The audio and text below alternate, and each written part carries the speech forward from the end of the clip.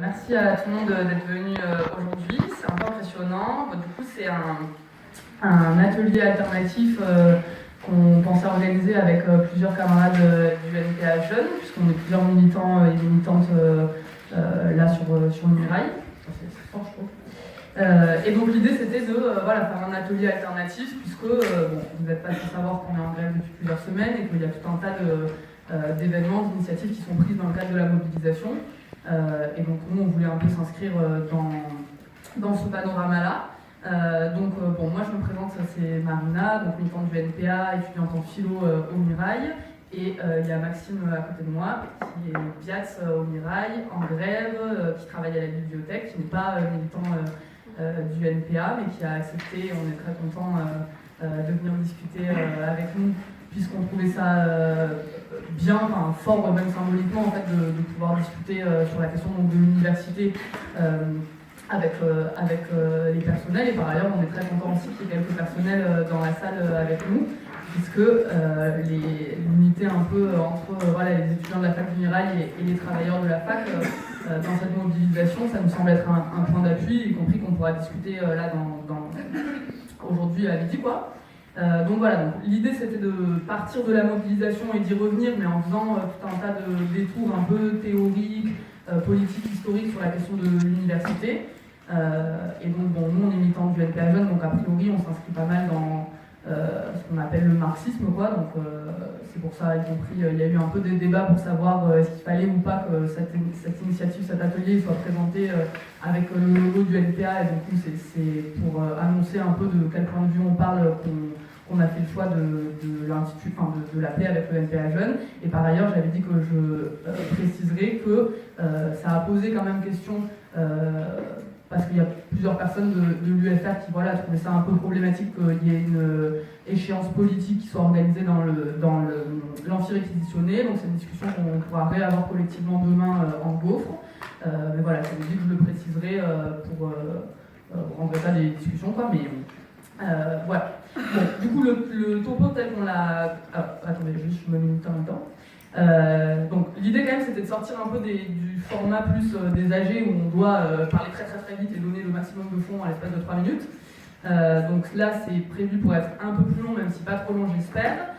Et donc le topo ça s'appelait à 50 ans de mai 68, quelle révolution pour l'université. Et donc moi je vais commencer, ensuite je passerai la parole à Maxime. Et donc moi je voulais commencer par partir de ce que tout le monde connaît plus, quoi, et ce qu'on discute depuis plusieurs semaines, notamment avec les annonces de Macron et de son gouvernement contre l'université, le plan étudiant, etc. Et partir de l'idée qu'aujourd'hui, le gouvernement de Macron, pour faire passer et légitimer ses contre-réformes, il s'appuie sur l'idée que l'université, elle est en crise. Qu'elle coûte trop cher, qu'elle n'est pas rentable, qu'elle n'est pas adaptée. Et effectivement, personne aujourd'hui ne peut ignorer que l'université, elle est en crise, parce que quand on regarde chaque année, on a ce qu'on appelle le phénomène plus des sans fac, donc c'est-à-dire des milliers de bacheliers qui se retrouvent en dehors de l'université, qui ne peuvent pas s'inscrire dans la filière de leur choix. Il y a plusieurs tumblers qui montrent en quoi les amphis, les TD, ils sont surchargés, il n'y a pas de place pour tout le monde. Plus généralement, le taux de chômage chez les diplômés, il augmente, alors qu'avant, quand tu avais un diplôme, généralement, tu trouvé un travail, y compris avec des conditions de travail plutôt intéressantes, quoi. Donc voilà, le phénomène plus de ce qu'on appelle de déqualification des diplômes, mais y compris du côté des travailleurs de l'université. Il y a une généralisation des contrats précaires. Maxime il reviendra peut-être dessus, quoi, mais en tout cas voilà, le phénomène des précaires, les vacataires, donc des personnes qui sont payées au lance-pierre, en retard, etc., payées à l'heure, mais aussi des phénomènes de surcharge de travail et de souffrance au travail du côté des personnels administratifs. Et par exemple au Mirail, vous vous rappelez sûrement qu'il y a un peu plus d'un an, il y avait une grève à l'UFR de psychologie, parce que voilà, les personnels de l'UFR ils se retrouvaient en surcharge totale de travail, à devoir gérer 5000 étudiants, le téléphone qui sonne du matin jusqu'au soir sans pause, et pour simplement 2 secrétaires. Tout un tas d'éléments et de symptômes qui montrent bien que l'université elle est devenue défaillante, tant du côté, et c'est nous les premières victimes de ça, donc les étudiants et les travailleurs de l'université, mais que du côté aussi des classes dominantes, elle est devenue défaillante, et tous les politiciens et les différents gouvernements qui annoncent tous vouloir la réformer.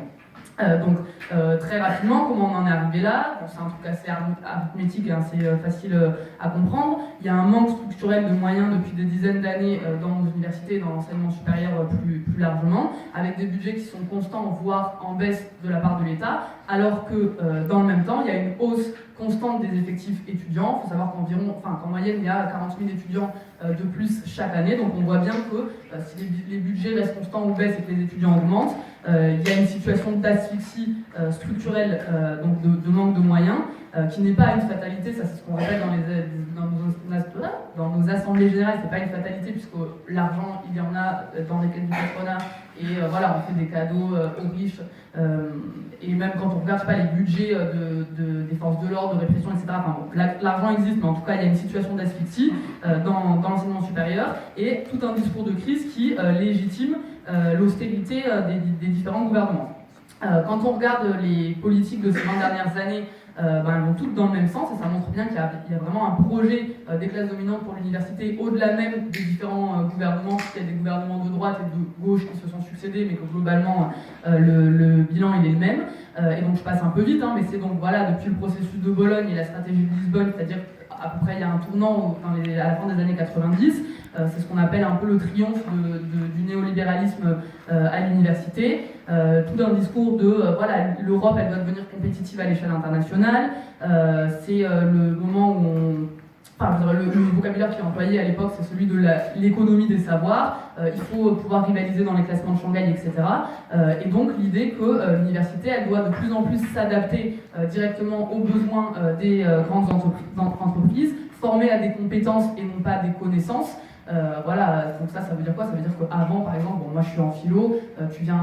en philo parce que tu as envie de faire de la philosophie, comprendre le monde, tout ça. Mais en fait, de plus en plus, on te demande de savoir problématiser, de savoir expliquer un texte, d'avoir des compétences précises dans ton domaine, quoi. Donc ça, c'est le thème de la professionnalisation. Pareil, je passe vite parce que c'est des trucs dont on discute, pas mal. Et donc, quand on regarde les différentes contre-réformes qui ont eu lieu depuis la réforme LMD, LRU1, LRU2, etc., les processus de fusion et maintenant le plan étudiant de Macron, on se rend compte que donc, toutes ces réformes, elles vont dans le même sens. Il n'y a pas de différence, comme je disais, entre la gauche et la droite, quoi. Et donc, globalement, c'est quoi? C'est une université sélective. Et donc voilà, trouver les moyens de restreindre l'accès à l'université en mettant en place soit la sélection sous forme de prérequis, comme là tente de le faire Macron, ou avec la hausse des frais d'inscription. Et donc voilà, Macron il affirme, c'est une citation de lui, de dire en finir avec le mythe de l'accès universel à l'université. Donc première facette de l'université que nous dessinent les classes dominantes. La deuxième, c'est d'accentuer la mise en concurrence entre les universités dans le but de rentabiliser les financements, entre développer une université pour élitiste, réservé aux classes dominantes, et de l'autre côté, ce qu'on appelle plus les filières ou les facs poubelles, professionnelles, modulables à souhait, etc. Et la troisième face un peu de cette université, c'est une université qui doit être toujours plus adaptée aux besoins du patronat à un moment T, ce qu'on appelle un peu la privatisation, l'entrée et l'entrée croissante, en tout cas la place croissante des patrons dans les conseils d'administration de nos universités, qui vont donc non seulement décider des politiques de recrutement, etc., mais aussi des contenus des formations. Et de plus en plus, l'université est indexée directement sur le taux d'insertion professionnelle. Et donc, par exemple, l'amendement du Sénat sur la loi ORE, dont on a déjà discuté en Assemblée Générale, c'est voilà, un exemple de cette politique-là. Et quand on regarde par exemple le rapport d'Arnaud, je pense que tout le monde, les Macron Leaks, quoi, tout le monde en a entendu parler, c'est intéressant de voir parce que là pour le coup c'est donc voilà un conseiller de Macron pendant sa campagne qui parle un peu crûment et qui ne se cache pas de c'est quoi les projets pour l'université et qui dit qui montre y compris que ils ne vont pas s'en arrêter là. La question des frais d'inscription, notamment, ils se demandent comment faire passer passer la pilule des frais d'inscription. Ils préconisent de les monter jusqu'à 8 000 € des frais d'inscription à la fac, avec à côté des licences qui resteraient quasi gratuites pour ceux qui n'auraient pas les thunes, quoi. Donc voilà, et je ne développe pas, mais si on regarde, on s'aperçoit qu'il y a une véritable cohérence entre les réformes à l'œuvre dans l'enseignement supérieur et aussi celles dans l'éducation nationale, les lycées, etc. Donc voilà, à mon avis, un truc intéressant, c'est de voir qu'on est dans une période de transition où se mélangent simultanément des restes de l'université d'avant, avec des formes d'université en devenir. En tout cas, il y a vraiment une tension et un projet des classes dominantes, comme je le disais, et dont l'issue va sortir aussi de nos capacités de nous-résistance par rapport au projet que nous prépare Macron. Et du coup, bon, là je passais vite, c'était un peu la première partie parce que c'est des trucs qu'on connaît plus. Mais du coup, moi je voulais m'intéresser, quand on est là dans les mobilisations de ces dernières années, on se rend compte que des mots d'ordre qui reviennent pas mal, c'est toute la question de il faudrait sauver l'université ou sauver la culture, l'enseignement supérieur, etc.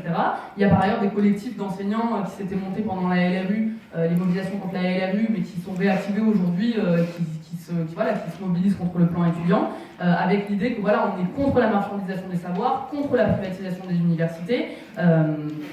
contre l'adaptation de l'université aux besoins du capital, etc. Et donc,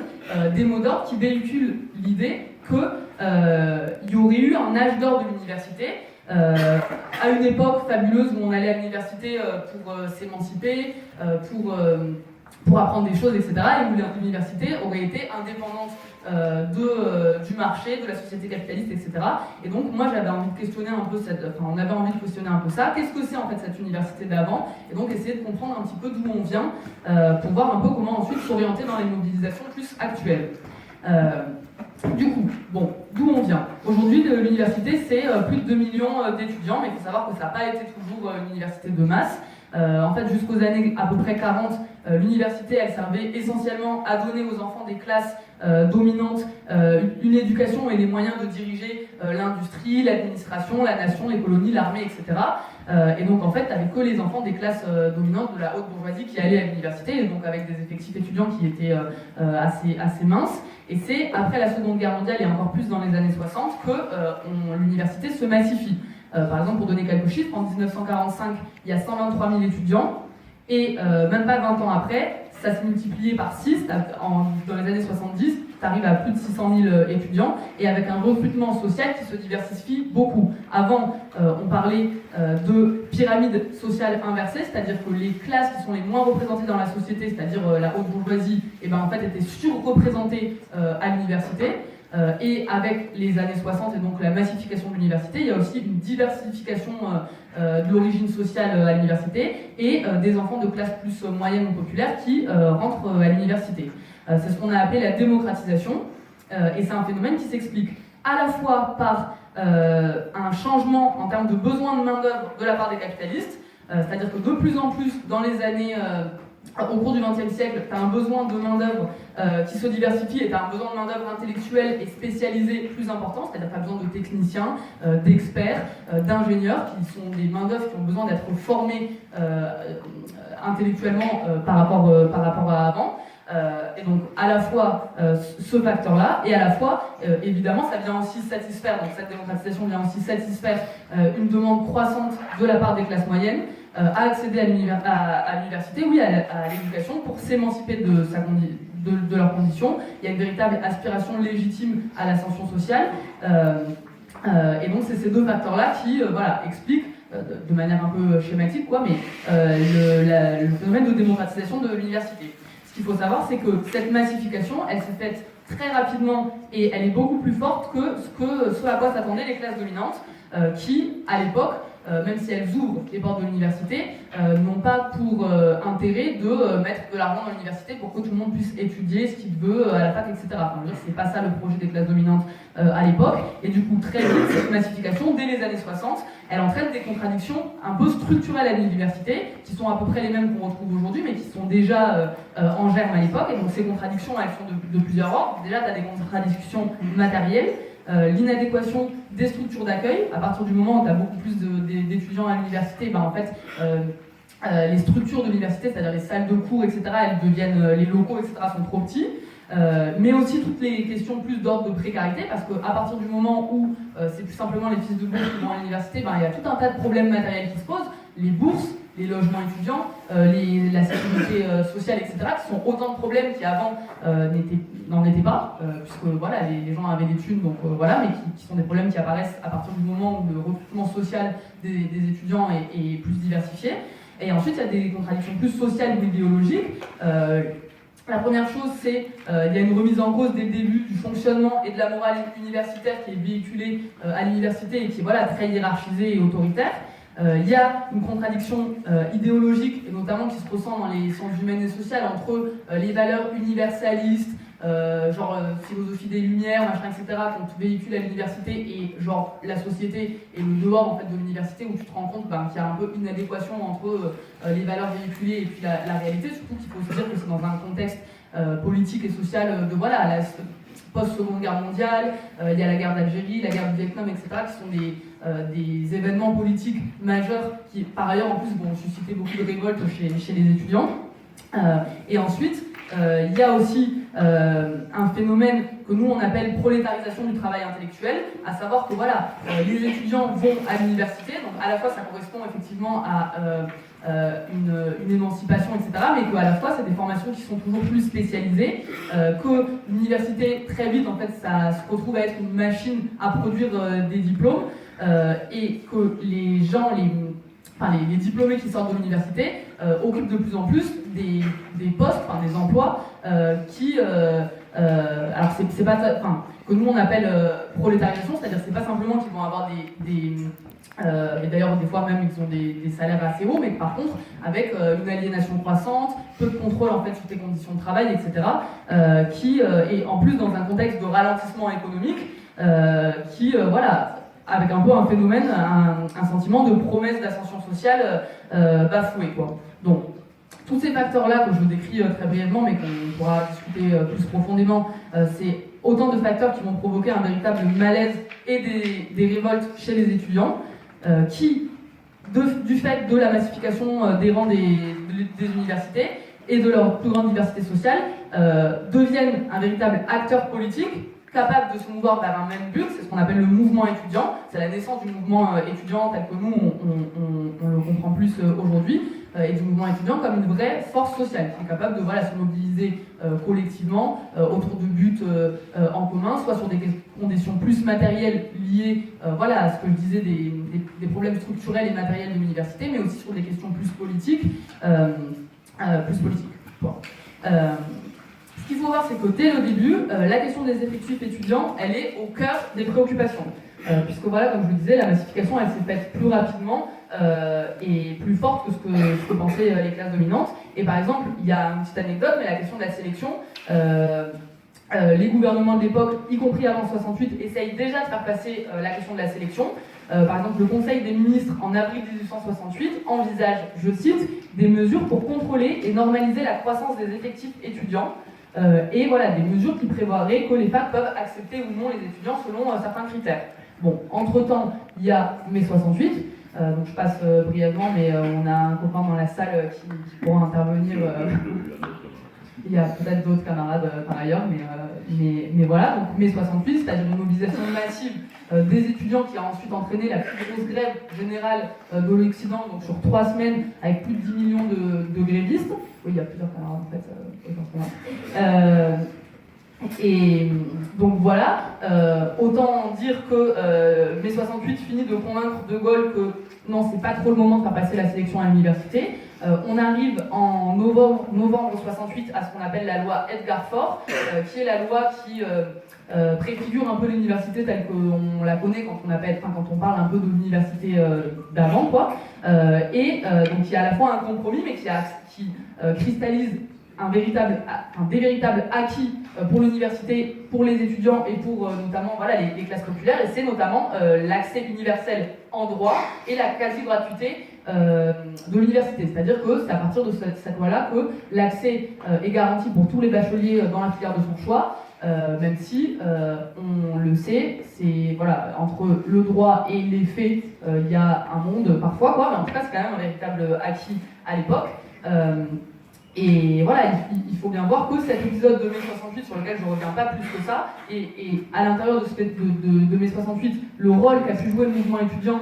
notamment quand il s'est mis en capacité d'entraîner d'autres secteurs, et notamment les travailleurs, en jouant un peu ce qu'on appelle le rôle d'étincelle, c'est-à-dire de préfigurer un peu les contradictions de l'ensemble de la société,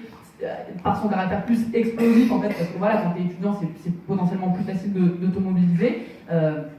ce rôle qu'a joué le mouvement étudiant en 68, ça constitue un véritable traumatisme pour le gouvernement de l'époque et pour les classes dominantes depuis. Un traumatisme qui a été alimenté par des épisodes suivants. Hein. Je ne reviens pas sur l'histoire des luttes, mais on a 86, autre moment où à l'époque le gouvernement essaye de faire passer la sélection. C'est le moment de Baquet, on en a aussi parlé en Assemblée Générale, et où pareil, le mouvement étudiant en alliance avec certains secteur des travailleurs arrive à mettre en échec ce projet-là. On pourrait parler du CPE, de la loi travail, etc. Bon, le combo étudiant qui se radicalise et les travailleurs qui rentrent en lutte, c'est un traumatisme pour les classes dominantes. Et c'est ce qui explique qu'aujourd'hui, Macron, il essaye de faire passer la sélection tout en essayant de ne pas montrer qu'il essaye de faire passer la sélection. Et pareil, je parlais du rapport Garrigobo un peu précédemment. Dans son rapport, c'est une preuve un peu évidente de ce truc-là. Il dit, je cite, « On sait que les groupes étudiants peuvent aller assez loin dans la protestation. Cela a laissé des traces dans l'histoire. La prudence peut être exagérée du personnel politique de la droite traditionnelle, le Chirac d'après Noël 86, mais ça s'explique sans doute en partie par l'idée que les étudiants peuvent catalyser le mécontentement. » Et plus loin, il écrit « Il faut instaurer la sélection mine de rien. » Donc voilà. Et bref, bon, moi j'ai essayé de faire un peu un retour historique pour voir que l'université a toujours été un lieu de lutte et de tension entre des intérêts qui sont divergents, entre des intérêts des capitalistes et des gouvernements qui tentent d'adapter directement l'université aux besoins, à leurs besoins et de la rendre fonctionnelle, et de l'autre côté, les étudiants et les classes populaires qui, eux, aspirent à en faire un lieu d'émancipation personnelle, collective et un lieu accessible à tous et toutes, donc il y a une véritable tension. Et je vais essayer de creuser un peu ça, donc là c'est le moment où je fais mon étudiante de philosophie, mais j'espère que je vais pas vous perdre. En faisant un petit détour pour essayer de creuser un peu la notion questionner la fonction même de l'université dans une société capitaliste. Et donc il y a Althusser qui est un militant philosophe marxiste des années 60-70 qui, pour parler de l'université et d'autres types d'institutions d'État, mais en tout cas qui dit que l'université c'est un appareil idéologique d'État. Et donc pour Althusser, cet appareil idéologique d'État qu'est l'université, c'est un des appareils idéologiques les plus importants pour l'État moderne, des plus importants pour maintenir l'ordre et pour pouvoir maintenir le pouvoir des classes dominantes, et notamment parce que, à la différence des appareils d'État type répressif, genre la justice, la police, etc., qui fonctionnent plus à la contrainte directe et à la force directe, visible, l'école et l'université sont des appareils idéologiques, c'est-à-dire qu'ils fonctionnent plus à la persuasion. Avec l'idée de dire que dans un pays comme la France où la bourgeoisie elle cherche à masquer sa domination de classe, l'école et l'université c'est des piliers centraux de ce que Gramsci appelle son hégémonie, c'est-à-dire un terme. Gramsci c'est aussi un militant révolutionnaire et marxiste, donc lui antérieur, des années 20-30 italien, et qui utilise le terme d'hégémonie pour parler du pouvoir de la bourgeoisie qui passe pour désigner la capacité de la bourgeoisie à diriger, à diriger en masquant son caractère de domination. Et donc l'école et l'université sont des piliers centraux de cette hégémonie-là, et donc on voit bien qu'elles sont pleinement fonctionnelles à l'appareil d'État, même si formellement l'université post-68 c'est aussi l'université qui s'est émancipée de l'État, qui est plus autonome dans la forme, mais en tout cas qui en reste fonctionnelle. Et donc ce petit détour conceptuel entre guillemets permet de voir que l'université, comme appareil idéologique d'État, recouvre une triple fonction. La première, c'est la production de savoir, qui est la valeur plus marchande de l'université. Donc ça, c'est par exemple quand les labos de recherche vendent des brevets, tu fais des découvertes, ou que tu produis des thèses qui peuvent être ensuite utilisés et vendus en tant que tels à l'État ou à des partenaires privés, genre à des entreprises, quoi. Donc ça, c'est la valeur marchande de l'université. Mais ensuite, tu as des valeurs sociales de l'université. Le fait que l'université, ça permet de reproduire la force de travail via la transmission de ses savoirs et la formation d'une main-d'œuvre. Et donc c'est l'université comme machine à diplômer des gens, mais aussi en termes de valeurs de reproduction et de légitimation du système dans son ensemble, de son idéologie, tant par le contenu de ses enseignements que dans la forme même où c'est enseigné, avec voilà, tout un aspect très patriarcal, hiérarchisé, etc. à l'université, quoi, et qui permet de véhiculer, y compris tout le mythe de la méritocratie, quoi. Donc voilà, et donc ça permet de voir que la valeur marchande de l'université, c'est qu'une partie seulement de la valeur sociale de l'université, qui, en tant que telle, est presque plus importante pour les classes dominantes, et ça permet de voir d'emblée que, dès le début, il existe un double rapport de l'université au marché, et donc ça c'est pour faire écho à quand on utilise des mots d'ordre dans nos assemblées générales, etc., sur la question de la marchandisation des savoirs, etc., parce que, les savoirs sont par définition comme produits du travail des marchandises, mais que ces marchandises, c'est des marchandises spécifiques, parce qu'elles ne font pas tant l'objet d'une circulation marchande que d'une réinjection quasi immédiate dans la reproduction de la force de travail, c'est-à-dire le processus de formation, d'enseignement, de diplômer des gens, etc. Autrement dit, les savoirs, c'est d'emblée un enjeu majeur du capitalisme, parce qu'ils sont le moyen de reproduction de la force de travail nécessaire pour les entreprises et leurs intérêts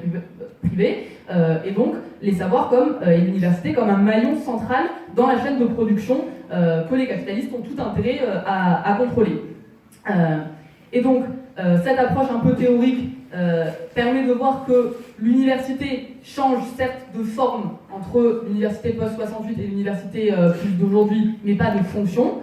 Et que ce soit dans le cas de l'université d'avant ou l'université nouvelle, celle qui essaye de préfigurer Macron, dans les deux cas, on reste avec un appareil, c'est-à-dire avec cette même fonction de reproduction d'une force de travail idéologique, fonctionnant plus à la persuasion qu'à la répression, et que quand on utilise la distinction entre public et privé en disant contre la privatisation de l'université, à la fois ça veut dire quelque chose, parce que il y a une adaptation plus directe et plus visible aux intérêts des grandes entreprises, mais que à la fois ça marque plus généralement la fin relative du monopole d'État, de ce qu'on appelle un peu l'État-providence, et donc la case de l'université publique va de pair avec la case des services publics, de la santé, etc. Dans son ensemble. On a aussi une camarade de la santé qui pourra peut-être élargir un peu cette discussion dans la discussion tout à l'heure. Et donc la fin de l'époque plus de l'État-providence, où l'État jouait davantage un rôle de régulateur qu'à l'époque néolibérale qu'on connaît. Et du coup, j'en arrive à ma troisième partie, qui est plus comment on essaye de s'orienter dans les mobilisations d'aujourd'hui avec ces petits incursus que j'ai essayé de faire d'ici là, en se posant la question de finalement, est-ce que, pour reprendre donc le titre du collectif des enseignants-chercheurs, sauver l'université, est-ce que sauver l'université est suffisant, et finalement, est-ce qu'il faut sauver l'université, Et donc moi, j'ai l'impression que c'est un mot d'ordre qui recouvre des réalités, mais aussi des ambiguïtés, et pour au moins deux raisons. La première, c'est que vouloir sauver l'université sans s'attaquer au rapport de production et donc à la société dans son ensemble, c'est à terme illusoire, parce qu'il est impensable que l'université soit un empire dans un empire, c'est-à-dire doué d'une indépendance totale à l'égard du social et du politique, et l'idée que l'université elle se transforme en conséquence d'un changement plus général des rapports de production sous le néolibéralisme. Donc sauver l'université sans s'attaquer à la société dans son ensemble, ça paraît à terme illusoire, mais y compris pas suffisant en tant que tel, puisque la structure de l'université plus post-68 était une structure qui était déjà hiérarchisée, bureaucratisée, propice au mandarinat, à la hiérarchie, à l'élitisme, etc. Et que déjà à l'époque, il y avait des contradictions structurelles et des tensions dans cette université, notamment autour de la question des effectifs et de la précarité étudiante, et qu'à l'époque déjà, l'université, elle était soumise aux besoins du marché, même si c'était de manière moins directe ou peut-être moins visible. Et donc finalement, ce qu'on voit, c'est que quand on analyse la question de l'université, depuis ses débuts, l'université plus de masse, etc., à aujourd'hui, on voit qu'on ne peut pas isoler le problème de l'université du problème de la société dans son ensemble. Et c'est un peu le credo de mai 68, et qui me semble être toujours d'actualité aujourd'hui, à savoir de la critique d'une université de classe à la critique d'une société de classe. Et donc de montrer en quoi ces deux critiques-là, elles sont intimement liées. Et donc, comment essayer de passer un peu d'une lutte défensive à une lutte offensive aujourd'hui? Bon, dire que, quand nous on dit que l'université ne peut pas être isolée de la question de la société plus en général, ça veut dire que pour nous, l'issue du combat pour l'université pour laquelle on se bat est liée à l'issue du combat pour le type de société pour laquelle on se bat, qui est voilà, une société communiste, c'est-à-dire non pas organisée, dont la production est organisée vers la propriété privée et les intérêts privés des capitalismes, mais une société où les forces productives sont socialisées, où la production est socialisée et tournée vers les intérêts et l'émancipation de tous, dit très rapidement, et que donc dire que ces deux combats sont liés veut dire que pour nous il ne s'agit ni de défendre simplement l'université d'avant, ce qui serait un peu le programme minimum, ni de dire on s'en fout de la sélection parce qu'on veut ce qu'on veut c'est la révolution, ce qui serait très gauchiste et à mon avis faux, quoi. Mais d'essayer de voir comment t'articules à la fois face aux attaques de Macron, défendre ce qui constitue le principal acquis de 68, qui est en fait la question de l'accès universel à l'université et la quasi-gratuité de l'enseignement supérieur, défendre donc cet acquis-là et de l'articuler avec des réflexions plus en positif sur quel type d'université on veut. Et donc essayer de questionner comment donc nous on se bat à la fois pour une université qui soit réellement ouverte à toutes et tous, et donc ça ne veut pas simplement dire se battre pour inscrire, garder dans la loi que c'est ouvert à tous et tous, mais c'est aussi poser la question de la précarité, parce qu'en fait quand tu es obligé de te salarier, quand tu as une pression au chômage, quand tu as toutes ces pressions économiques, en fait, de fait, la sélection sociale à l'université, elle existe même avant les attaques de Macron. Donc première chose. Deuxième chose, une université qui soit gérée, gouvernée démocratiquement, c'est-à-dire remise en cause des conseils d'administration où il y a une place prépondérante aux personnalités extérieures, où il y a une présidentialisation qu'on connaît bien, hashtag Daniel Lacroix, mais poser la question de qui devrait gouverner l'université. Et donc nous on pense que c'est ceux qui la font tourner au quotidien, c'est-à-dire les personnels, les étudiants, les profs, mais y compris les travailleurs, parce qu'on pense, et ça c'est la troisième chose, que l'université c'est pas un monde clos, mais que y compris en termes de contenu des enseignements et de ce à quoi sert l'université, pour nous l'université elle ne doit pas servir à produire une main-d'œuvre et résoudre les problèmes des capitalismes, mais le savoir, la culture, l'enseignement supérieur doivent servir à résoudre les problèmes de la vie domestique, les problèmes écologiques, les questions de chômage, etc. Et que c'est ces questions-là, tournées donc vers l'émancipation collective, que devrait servir le savoir, l'enseignement supérieur, etc. Et donc, cette université-là, c'est par la lutte collective où on pense qu'on peut chercher à se battre pour elle, que ce ne sera pas par la figure d'un homme providentiel qui nous promettrait une université en kit parfaite qui pourrait l'appliquer. Et donc nous, on pense que le mouvement étudiant, il doit chercher à se mobiliser le plus largement possible, et c'est ce qu'on essaye de faire aujourd'hui dans la mobilisation, comme vous tous, mais on pense aussi qu'une question qui est d'emblée centrale pour le mouvement étudiant, c'est celle de se trouver des alliés, parce qu'on voit bien qu'à partir du moment où l'université elle n'est pas isolée du reste de la société, et que ce pas les étudiants tout seuls qui vont pouvoir la bâtir cette société, et notamment parce que le rapport de force à conquérir, à construire, il est plus global. Et donc nous, en tant que marxistes, on fait l'analyse que la force sociale qui est capable de transformer à une échelle large la société, c'est ce qu'on appelle la classe ouvrière. Alors la classe ouvrière, c'est pas c'est pas l'image de l'ouvrier en bleu de travail sur sa chaîne de montage. L'ouvrier, pour nous, c'est pas une catégorie sociale au sens sociologique. Pour nous, la classe ouvrière ou les travailleurs, c'est l'ensemble des gens qui sont obligés de vendre leur force de travail et qui ne participent pas de la chaîne de commandement. Et donc pour nous, la classe ouvrière, c'est le sujet social qui est en capacité de porter ces combats-là en alliance avec le mouvement étudiant, et notamment au moyen de la grève générale, parce que c'est le moyen pour poser la question du pouvoir à l'échelle de la société. Et donc le mouvement étudiant, il doit chercher à se lier pour nous à des secteurs de la classe ouvrière, comme il l'a fait par le passé, comme je le disais, en dehors de la fac, mais évidemment, et peut-être en priorité avec les travailleurs et la classe ouvrière de l'université, c'est-à-dire là où tu ne penses pas forcément, y compris trouver, en fait, t'as pas l'impression qu'à l'université il y a des secteurs de la classe ouvrière, et donc je voulais revenir rapidement sur le fait que ce qui constitue les travailleurs à l'intérieur de l'université, c'est à la fois les enseignants-chercheurs et le personnel BIAS. Les enseignants-chercheurs, titulaires, je parle, comprendre que voilà, l'ambiguïté de leur position aujourd'hui dans la mobilisation, c'est pas quelque chose qui est nouveau, mais qu'en fait il y a une ambiguïté plus structurelle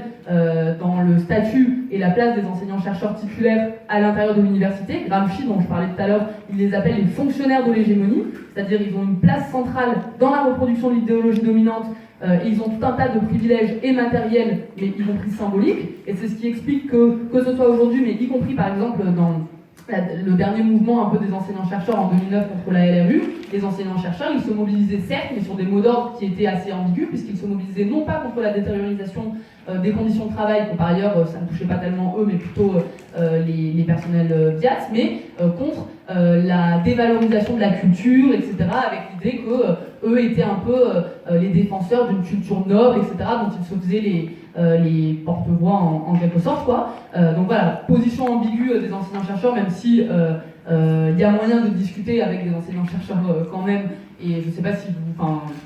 par exemple, Manuel Barrault, qui est professeur de philosophie, qui participe aux mobilisations, qui a écrit des livres et qui a théorisé un petit peu, enfin pas théorisé, mais qui en tout cas essaye de tirer des leçons justement de la mobilisation des enseignants-chercheurs dans le mouvement de 2009. Donc c'est possible d'avoir des enseignants-chercheurs avec nous, mais voilà, les travailleurs avec qui c'est plus prioritaire et plus intéressant de se lier, nous on pense que c'est les BIAS. Et donc bon voilà, moi je vais laisser Maxime peut-être plus parler de ça, quoi. Mais voilà, il faut, voilà, stop. Je vais laisser Maxime en suivre là-dessus.